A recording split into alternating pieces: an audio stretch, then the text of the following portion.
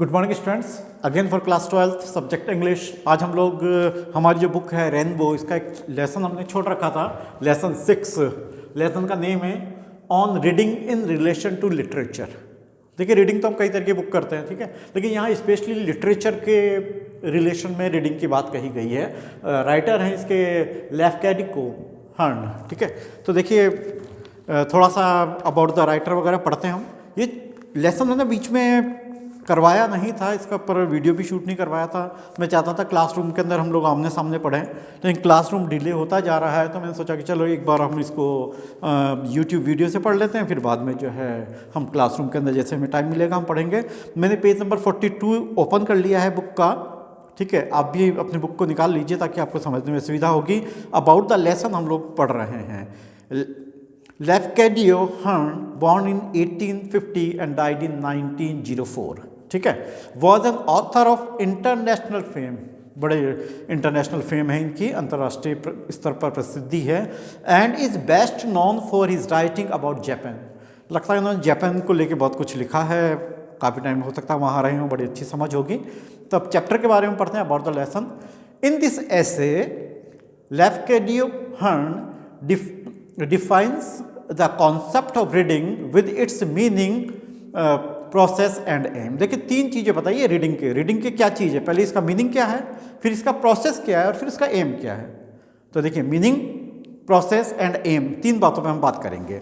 The author makes a distinction between motives of a great critic and a common person. देखिए, क्या difference होता है। जो great critic होते हैं, महान समालोचक, आलोचक होते हैं, वो किसी अलग तरीके से पढ़ते हैं, और सामान्य जो पर्सन होते हैं वो बिल्कुल अलग तरीके से पढ़ते हैं। तो इनके बीच के अंदर भी डिफरेंस है, उसको भी उन्होंने पॉइंट आउट किया है। ही स्टेट्स, उन्होंने कहा है, that a great and scientific book contains universal truth and sublime ideas that are applicable in every age। जो भी ट्रूथफुल बुक है, जो भी साइंटिफिक बुक है, जो कि टेस्टेड विद टाइम लिखा है हमारे यहाँ पर, वो आज से 1000 साल पहले भी इतनी इंपॉर्टेंट थी, 500 साल पहले भी इंपॉर्टेंट थी, आज भी उतनी इंपॉर्टेंट है, 500 साल के बाद यानी फ्यूचर में भी इतनी इंपॉर्टेंट होगी, 50,000 साल बाद भी इतनी इंपॉर्टेंट होगी। मतलब वो अपनी इंपॉर्टेंस कभी नहीं खोती। हम देखते हैं अपने यहाँ जो धार्मिक ग्रंथ हैं, रामायण, गीता, ठीक है, महाभारत, तो जो भी इपिक है, अलग अलग, कुरान, बाइबल, जो भी आप मान लें, ठीक है, ये कई वर्षों सदियों से चले आ रहे हैं, आज भी इम्पॉर्टेंट है, ठीक है। अपन आगे बढ़ते हैं इसको अब, ठीक है। At every additional time, a great book unfolds to the reader a new meaning and interpretation that leaves a permanent impression on his her mind। एक बार आपने बुक पढ़ी, हो सकता है इंटरेस्टिंग लगी, आपने दोबारा पढ़ी, ठीक है, नहीं है तो हो सकता है दूसरी बार आपको वो पता चले जो आप पहली बार आप नहीं देख पाए थे, 3-4 बार आपने पढ़ी। यानी जैसे जैसे आप उसको कई बार रिपीट करेंगे, एडिशनल टाइम उसको देंगे, वो आपको एडिशनल इन्फॉर्मेशन देंगे, ठीक है, नहीं है।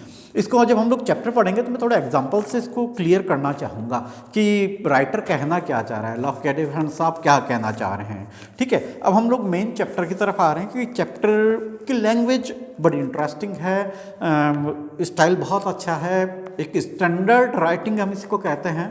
तो आप थोड़ा अपने दिल, दिमाग, कान, आँख सब कंसंट्रेट कीजिए, खुली रखिए और समझने की कोशिश कीजिए जो राइटर कह रहे हैं, और मैं उसे आपके लिए रिप्रेजेंट कर रहा हूँ। Lesson 6 on reading in relation to literature, ठीक है। Very few person know how to read. बहुत ही कम लोग हैं जिनको ये पता होता है कि पढ़ना कैसे। अब आप सोच रहे होंगे कि जो भी साक्षर है, लिटरेट है, उसको तो पढ़ना आता है, लेकिन यहाँ वो मतलब नहीं है। यहाँ मतलब है कि जो हमें क्या चीज़ पढ़नी चाहिए और कैसे पढ़नी चाहिए। अक्सर करके हम लोग को व्हाट्सएप पे मैसेज आता है कि बच्चा जो है वो, यानी इंसान जो है वो लगभग 2-3 साल में पूरा बोलना सीख जाता है, लेकिन क्या बोलना चाहिए उसे सीखने में तो हो सकता है कुछ को तो पूरी ज़िंदगी लग जाती है, प्रॉपर नहीं बोल पाता है, ठीक है, अनर्गल बातें कर जाता है। तो यही बात मतलब है कि कुछ लोग जो है, बहुत ही कुछ लोग हैं जिनको पता है कि पढ़ना क्या है, बाकी सब तो फालतू चीज़ें, रद्दी चीज़ें पढ़ते हैं, ठीक है। Considerable experience with literature is needed before taste and discrimination can possibly be acquired, and without these it is almost impossible to learn how to read. देखिए, हाउ टू रीड सीखने के लिए हमें 2 चीज़ें बहुत ज़रूरी है, ठीक है, टेस्ट और डिस्क्रिमिनेशन, ठीक है, ये बहुत ज़रूरी है कि हम उसको अंतर कर सकें और हमारी रुचि किसके अंदर है, किसी को क्या पसंद आता है, किसी को क्या पसंद आता है, ठीक है नहीं है। और जब तक हम लोग ये अपनी रुचि नहीं रखेंगे तब तक हम लोग रीड क्या पढ़ना है हमें, जब हमारी रुचि नहीं है तो हम पढ़ेंगे क्या, ठीक है नहीं है। तो हमारा इंटरेस्ट भी बहुत ज़रूरी है, टेस्ट हमारा होना चाहिए। ऐसे मैं कुछ ऐसा कहता हूँ ऑलमोस्ट इम्पॉसिबल, बिल्कुल एक तरह से इम्पॉसिबल ही, अगर आपकी रुचि नहीं है, आपका टेस्ट नहीं पढ़ने का, तो फिर आप पढ़ ही नहीं सकते। Since there are some rare men who, through a kind of inherited literary instincts, are able to read very well even before reaching the age of 25 years. कुछ लोग होते हैं जो 25 साल की एज तक पहुंचने से पहले पहले ही उनको ये पता चल जाता है क्या पढ़ना है, कैसे नहीं पढ़ना है। लेकिन ये कुछ आनुवांशिक और कुछ रेयर क्वालिटी के गुण होते हैं जो कुछ ही लोगों में होते हैं, सब में नहीं होते। सब लोगों को तो पूरी जिंदगी में ही पढ़ते रहते हैं, लेकिन फिर भी पता नहीं चलता उनको क्या पढ़ना है, ठीक है नहीं है, वो जानते ही नहीं, उनके समझ ही नहीं होते। जो आता है सब कुछ पढ़ते भी कैसे हैं, अभी हमारी बुक के अंदर आएगा कि लोग कैसे पढ़ते हैं जबकि पढ़ना कैसे चाहिए, ठीक है ना। तो चलिए आगे बढ़ते हैं हम लोग। तो बहुत ही कम लोग होते हैं जो 25 साल तक की एज में ये सीख जाते हैं, यानी मतलब है कि मोस्ट ऑफ लोग तो 25 साल तक भी नहीं सीख पाते कि क्या पढ़ना चाहिए, ठीक है। But these are great exceptions, और ये तो कुछ अपवाद ही हैं। And I am speaking of average, लेकिन मैं तो कॉमन लोगों के बारे में बात कर रहा हूँ। बहुत कुछ अपवाद लोग हैं जो 25 साल तक सीख जाते हैं उन्हें क्या पढ़ना चाहिए, बाकी तो पूरी उम्र में, यानी कहूँ उम्र भी निकल जाती है, उनकी डेथ भी हो जाती है, तब तक नहीं पता उनको क्या पढ़ना चाहिए, ठीक है। For to read the character of the letter of the text does not mean reading in true sense. देखिए यहाँ बात करें केवल अक्षरों को पढ़ लेना रीडिंग नहीं है कि केवल आपने पढ़ लिया, आपको पढ़ना आ रहा है तो ये तो केवल साक्षर है, जैसा अपन कहते हैं ना इंडिया में कि लिटरेट हो गया। Literate is different thing. यहाँ रीडिंग का मतलब ये केवल पढ़ना आना नहीं है। जिसने भी 3rd 4th क्लास तक पढ़ाई की उसको पढ़ना आता है, ठीक है नहीं है, लेकिन वो मतलब नहीं है यहाँ मतलब है उसको सेंस को पढ़ना, ठीक है, उसके डेप्थनेस में जाना। You will often find your self reading words और कैरेक्टर्स ऑटोमेटिकली। आप देखते हैं हम लोग पढ़ लेते हैं लेकिन बस पढ़ते ही हैं, पढ़ने को उसको समझने की कोशिश नहीं करते, ठीक है नहीं, तो इसका हमारे दिमाग पे कोई असर नहीं होता। Even pronouncing them quite correctly, और यहाँ तक कि हम उसको बहुत सही तरीके से उच्चारण भी कर लेते हैं। While your minds are occupied with a totally different subject. अब इसको समझने की कोशिश कीजिए, हो सकता है आपके लिए भी इंपॉर्टेंट हो। देखिए कभी कभी हमारा दिमाग कहीं और लगा होता है, ठीक है नहीं है, फिर भी हम पढ़ लेते हैं, कोई दिक्कत ही नहीं आती, ठीक है नहीं है, लेकिन जो हम पढ़ रहे हैं वो हमारे दिमाग में नहीं बैठ रहा। देखो मैं इसको ऐसा समझाना चाहता हूँ, जैसे आप मान लीजिए आज आप अपने कोई सब्जेक्ट की किताब लेके बैठे हैं, मान लीजिए आप इंग्लिश के अंदर ही कुछ याद कर रहे हैं, कुछ क्वेश्चंस वगैरह प्रिपेयर कर रहे हैं, ठीक है, बात समझ में आ रही है, लेकिन आप चैप्टर पढ़ रहे हैं, ठीक है, क्योंकि आपके पापा ने आपकी मम्मी ने कहा कि पढ़ाई कर दी है, लेकिन आपके दिमाग में कुछ और चल रहा है कि आज मैं क्रिकेट का मैच खेलूंगा, ऐसा वैसा, आपका दिमाग में कहीं और, यानी आपका कंसंट्रेशन स्टडी के अंदर नहीं है, केवल आप पढ़े जा रहे हैं, तो उससे आपको कुछ समझ भी नहीं आता। कई बार स्टूडेंट पूछते हैं कितने घंटे पढ़ना चाहिए, मैं कहता हूँ घंटे नहीं, आपको कंसंट्रेट करके पढ़ना चाहिए। हो सकता है आप 1 घंटे भी इतना पढ़ लें जितना लोग 10 घंटे किताब लेके बैठा रहता है, उसका कोई सेंस नहीं है, ठीक है ना। तो बात मतलब ये है कि हमारा दिमाग कहीं और भी लगा हो, फिर भी हम पढ़ लेते हैं, लेकिन पढ़ते क्या हैं, सीखते कुछ भी नहीं है उसमें। आपको मेरी बात समझ में आ गई होगी, इसलिए मैं आपको ये सजेस्ट करूंगा कि जब भी आप पढ़ने बैठें पूरी तरह कंसंट्रेट होकर पढ़ने की कोशिश करें, ताकि आपको बहुत बार बार नहीं पढ़ना पड़े, एक बार में याद हो जाएगा आपको, ठीक है ना। चलिए अपन आगे बढ़ते हैं। This mechanism of reading becomes all together automatic in an early period of life. बहुत जल्दी सीख जाते हैं हम लोग, हमारा दिमाग कहीं भी हो, जैसे हम यात्रा कर रहे हैं, हम लोगों को नोटिस बोर्ड या साइन बोर्ड एडवर्टीज बोर्ड दिखते हैं, हम पढ़ते जाते हैं, क्या फ़र्क पड़ता है, ठीक है नहीं, ऐसा नहीं कि हमें कोई डिफिकल्टी आती है, ठीक है, हम बहुत जल्दी सीख जाते हैं। Neither can I call it reading to exact the narrative portion of a text from the rest simply of one's personal amusement और other word to read a book for the story. और ज़्यादातर हमने देखा है लोग पढ़ते किस लिए पढ़ते हैं, केवल अम्यूजमेंट, आनंद के लिए, स्टोरी की तरह न्यूज़पेपर पढ़ते हैं अपना, ठीक है, जो इम्पोर्टेंट जो जिसमें हम लोग थोड़ा थिंक कर सकते हैं, जो हमारे माइंड को नरिश कर सकता है, पोषण कर सकता है, हम वो नहीं पढ़ते। हम ज़्यादातर वो किस्से कहानियाँ पढ़ते हैं, उसमें बड़ा मजा आता है। उपन्यास पढ़ना अच्छा लगता है, ठीक है। उपन्यास में कैसे केवल एंटरटेनमेंट, उसके डेप्थ में नहीं जाते हम लोग, तो वो बस केवल एक कहानी की तरह पढ़ लेते हैं हम। Yet most of the reading that is done in the world is done in exactly this way. देखिए ज़्यादातर लोग ऐसे ही पढ़ते हैं, आप भी ऐसे ही पढ़ते हैं, हो सकता है मैं भी ऐसे ही पढ़ता हूँ। हम उसको कंसंट्रेट करके नहीं पढ़ते, उस पर बहुत बहुत ध्यान केंद्रित नहीं करते, पढ़ क्या रहे हैं उससे हम नहीं सोचते, बस पढ़ते जाते हैं, पढ़ते जाते हैं, ठीक है। नहीं है, कई बार ऐसा होता है, कई बार मैंने स्टूडेंट्स की बात में आप लोगों के साथ अक्सर करके करता हूँ। एक बार एक स्टूडेंट को मैंने बैठा दिया, मैंने उसकी छुट्टी बंद कर दी कि आज जब तुम ये चैप्टर सुना के जाओगे तभी मैं तुम्हें घर जाने दूंगा, ठीक है। नहीं है, तो देखिए उसको जब मैंने कहा जब मैं तुम्हें घर जाने दूंगा, उस लड़के ने फटाफट 10 मिनट में मुझे पढ़ के याद करके सुना दिया, क्योंकि उसको घर जाना था, इसलिए फटाफट कंसंट्रेट करके पढ़ा। और वैसे वो दिन भर से बैठा हुआ था, उसको याद ही नहीं हो रहा था, क्योंकि वो कंसंट्रेट नहीं कर पा रहा था, ठीक है। यहाँ यही बात है, ठीक है। तो ज़्यादातर लोग ऐसे ही पढ़ते हैं। अब हाँ, thousand and thousand books are brought every year, every month, and I might say every day by people who do not read at all. देखिए हर साल लाखों लाख किताबें, हर महीने, हर रोज़ किताबें खरीदते हैं। जो भी लोग जाता है किताब खरीद लेते हैं। आप में से कई लोग जाते हैं बाजार, जाते हैं, आपको किताब अच्छी लगती है, खरीद लाते हैं, पढ़ेंगे, केवल ऐसे पेज पलटते हैं, थोड़ा देखते हैं, पटक देते हैं, 4-5 पेज भी नहीं पढ़ पाते, ठीक है। नहीं है, बिल्कुल नहीं पढ़ते, केवल खरीद लिया, शौक से खरीद लिया। They only think that they read, वो सोचते हैं पढ़ेंगे, बस सोचते ही हैं। They buy book just to amuse themselves, केवल आनंद की, ये वाली किताब मेरे पास अच्छी होनी, ये वाली अच्छी किताब मेरे पास होनी चाहिए, घर पे अच्छी लगती है लगी हुई, पढ़ाई कभी नहीं, ठीक है। नहीं है, just amuse themselves to kill time. और देखिए यहाँ पर है किल टाइम, देखिए हम लोग समय को व्यतीत करने के लिए, उस समय को किल करने के लिए पढ़ रहे हैं। बात समझ में आ रही है? समय पास का, टाइम पास, ठीक है। देखिए ये पुरानी बात है, ये लगभग इनकी जो है डेथ ही लगभग 1904 के अबाउट के अंदर हो गई थी, ठीक है। उस वक्त किताबों के लिए ऐसी बात की। आजकल आप लोग ये व्हाट्सएप, सोशल मीडिया, इसमें टाइम किल कर रहे हैं, देखा आप लोगों ने? दिन भर बैठे रहते हैं आप लोग, टाइम निकलता रहता है। शायद कोई, अगर आप 1 घंटा टाइम बिताएं तो शायद कोई 5 मिनट आपके काम की चीज़ आपको व्हाट्सएप पे, फेसबुक पेज पे मिलती होगी, और बाकी सारा टाइम आपका किल हो गया है। ऐसा नहीं करना है। मैं चलो अपन आगे बढ़ते हैं। मैंने इसको थोड़ा सा मॉडर्न वर्ड से जोड़ने की कोशिश की है यहाँ, ठीक है।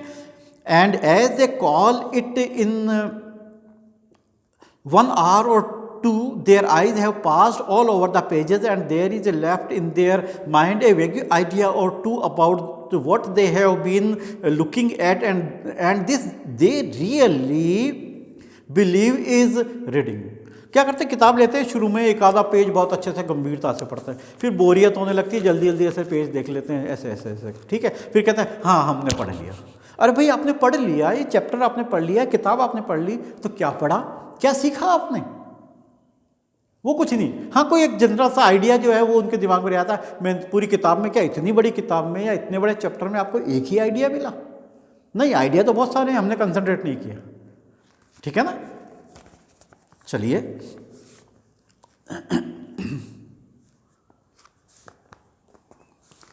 Nothing is more common than to be asked, have you read such a book, or hear somebody say, I have read such a and such a book. These person do not speak seriously. अक्सर कहते हैं मैंने ये किताब पढ़ ली, ये किताब पढ़ी, आपने ये किताब पढ़ी, अक्सर कर बात करते हैं, ठीक है। लेकिन अगर आप पूछें अच्छा इस किताब में क्या पढ़ा, वो कुछ नहीं पता। 1 या 2 बात कोई मोटी मोटी कोई बता देंगे, वो नथिंग मोर देन दैट, इससे ज़्यादा कुछ नहीं, ये पढ़ना नहीं है, ठीक है। There is no one perhaps who is able to express any opinion, यानी खुद की self opinion, free opinion, independent opinion नहीं दे सकते, अपनी राय व्यक्त नहीं कर सकते। भाई आपने पढ़ा है तो इस पर अपनी राय भी तो व्यक्त कीजिए, सीखा है तो, ठीक है। वो नहीं, सुनी सुनाई बातें कह देते हैं, ठीक है। worth hearing about what he has been reading.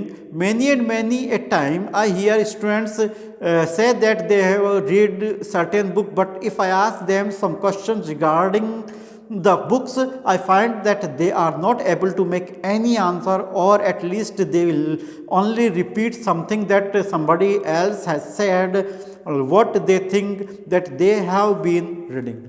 अब देखिए स्टूडेंट की बात कही, कर्नल साहब कह रहे हैं कि कुछ जो है लेफ्ट एडिक्स आप कह रहे हैं कि वो कुछ स्टूडेंट से मिले, उनसे पूछा भाई तो आपने किताब पढ़ ली कि हाँ हमने ये किताब पढ़ ली। जब उस किताब के कंटेंट से रिलेटेड, मैटर से रिलेटेड उनसे पूछा गया तो वो कुछ नहीं बता सके, या फिर वही सुनी सुनाई बातें जो जनरल से है ना वो बता दी चैप्टर के बारे में, किताब के बारे में, अपनी कोई नई ओपिनियन। अरे भाई आपने पढ़ा है तो आप अपनी खुद की राय भी तो बताइए, आप सोच रहे हैं, क्रिएटिविटी तो होनी चाहिए ना कुछ, वो कुछ ही नहीं आता और वो सोचते हैं हम पढ़ाई कर रहे हैं, शायद आप भी और मैं भी ये सोचते हैं। But this is not peculiar to students, ये केवल स्टूडेंट्स के साथ ही अजीब बात नहीं है, it is all countries the way that the great public devour book. ज़्यादातर सारे देशों में लोग ऐसे ही किताबों को हड़पते, यानी किताबें ऐसे ही पढ़ते हैं, बस देख लिया कोई आइडिया नहीं, कुछ समझते नहीं।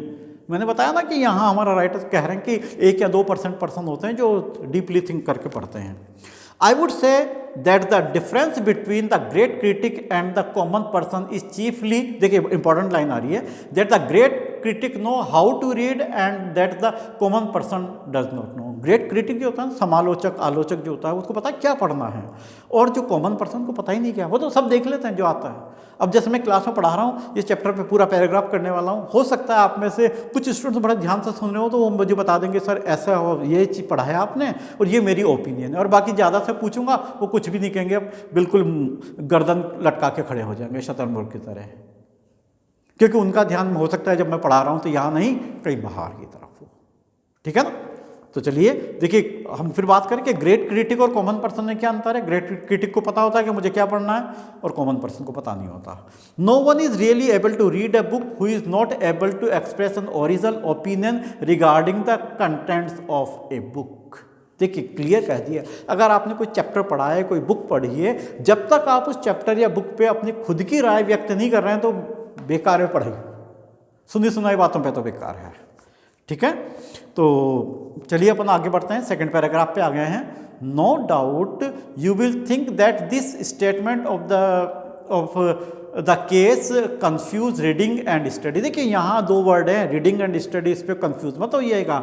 यू माइट से, आप सोच सकते हैं, व्हेन वी रीड हिस्ट्री और फिलोसफी और science then we do read very thoroughly. जब हम लोग हिस्ट्री फिलोसफी साइंस पढ़ते हैं तो बहुत गहराई से पढ़ते हैं। Studying all the meanings and bearing all that, एक सारे मीनिंग समझते हुए क्या लिखा हुआ उसे समझने की कोशिश करते हैं। Slowly and thinking about it, थोड़ा उसके बारे में विचार भी करते हैं। This is a hard study, इसको हम हार्ड स्टडी कहते हैं।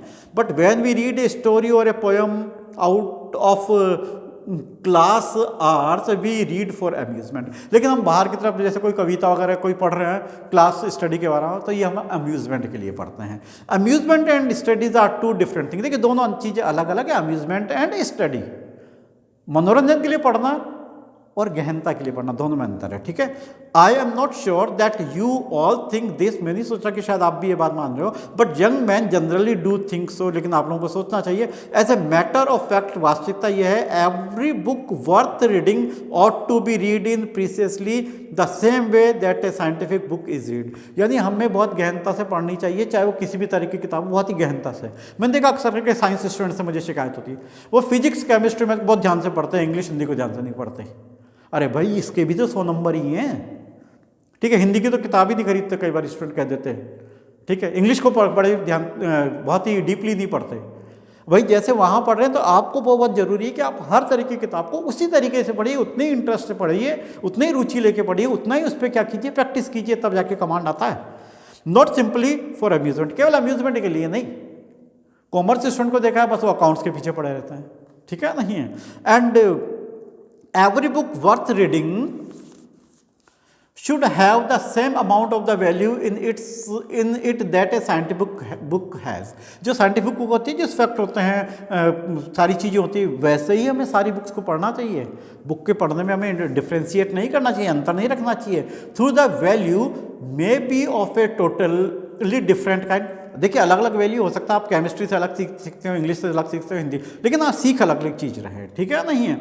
For after all, कुल मिला के a good book of A fiction और रोमांस और poetry is a scientific work. देखिए वो क्या कह रहे हैं, केवल साइंस वाली बुक ही साइंटिफिक वर्क नहीं है, जो पोइट्री है वो भी साइंटिफिक है, क्योंकि वहाँ पोइट की साइंस लगी है। या जैसे हम लोगों के पोएम के अंदर होता है ना, जो है राइमिंग स्कीम होती है, रिदम होता है, फन होता है, बहुत सारी सिमिली मेटाफर यूज़ करते हैं, वो सारी, तो वो भी एक साइंटिफिक वर्क है। हिस्ट्री को ले लीजिए, ज्योग्राफी को ले लीजिए, बिजनेस स्टडीज़ को ले लीजिए, सब में ऐसा होता है। तो सारी चीज़ों के लिए बात कही गई है।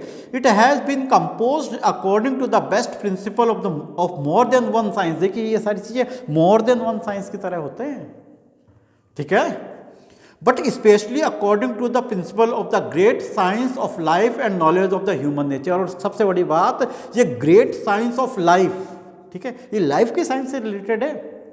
कई बार हम लोग जो है रॉकेट के बारे में, बॉम्ब के बारे में पढ़ लेते हैं, जबकि हम लोगों को क्या सीखना चाहिए, साइंस ऑफ लाइफ, हम डे टू डे, ठीक है, नहीं है, knowledge of human nature. Human nature हम लोग एक दूसरे को नहीं पहचान पाते, साथ जिंदगी बीत जाती है साथ साथ रहते हुए, ठीक है, नहीं है। अक्सर करके जो है बात कही जाती है कि इंसान जो है वो मंगल ग्रह पर जीवन, मंगल पे जीवन ढूंढने जा रहा है, जबकि आवश्यकता है कि वो यहाँ पृथ्वी पर जीवन में क्या ढूंढ ले, मंगल ढूंढ ले। डिफरेंस समझ गए होंगे आप, मेरा कहने का मतलब जो मैं कहना चाह रहा हूँ आप समझ गए होंगे। तो आई थिंक हम यहीं रुकते हैं। थोड़ा सा वीडियो आपको अच्छा भी लगा होगा, मैंने कोशिश की आपको समझाने की, और इसका सेकंड वीडियो हम लोग बनाएंगे और इस चैप्टर को कंक्लूड करके क्वेश्चन भी हम वही करेंगे। Till that, thank you, have a nice day.